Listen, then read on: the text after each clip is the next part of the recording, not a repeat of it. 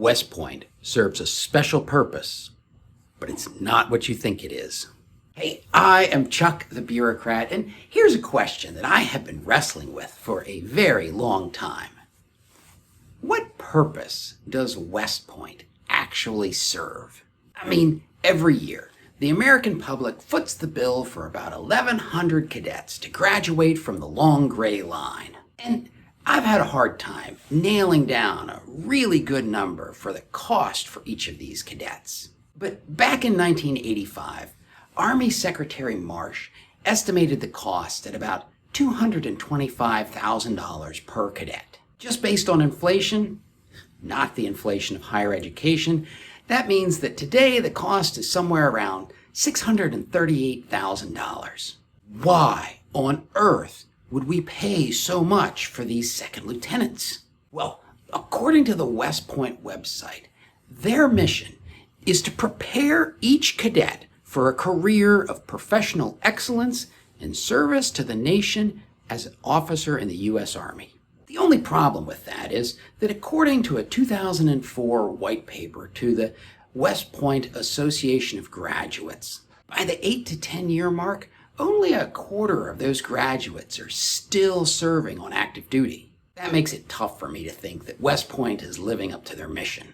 Maybe their mission should really be to prepare a couple of cadets for a career in the United States Army. Well, this handful of career-minded West Pointers, they must be really special, right? I mean, it's hard to come across any West Point promotional material that doesn't claim that they admit only the best and the brightest and something about academic rigor. And you'd think that would be true. I mean, they have one of the lowest acceptance rates of any university in the nation. Only 11% of applicants are accepted. That's not exactly Harvard's 8%, but it certainly indicates that they have around 10,000 applicants to pick from. But if you get to pick the best and the brightest from that large pool of applicants, I gotta ask you a question.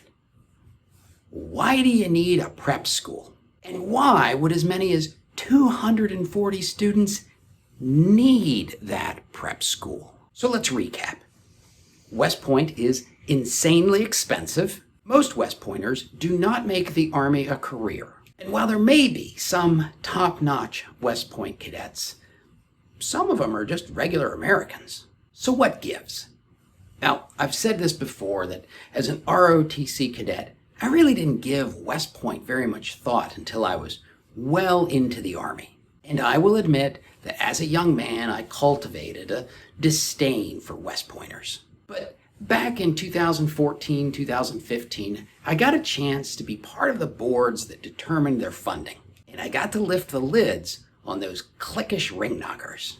And I'm convinced that there is a reason that justifies the expense. And like a lot of things, understanding the real reason for it helps you get more value from it. See, what West Point really gives the Army is a ready-made network at the junior officer level. Every year, the Army gets over 1,000 young men and women who have known each other and worked closely together under demanding conditions for years.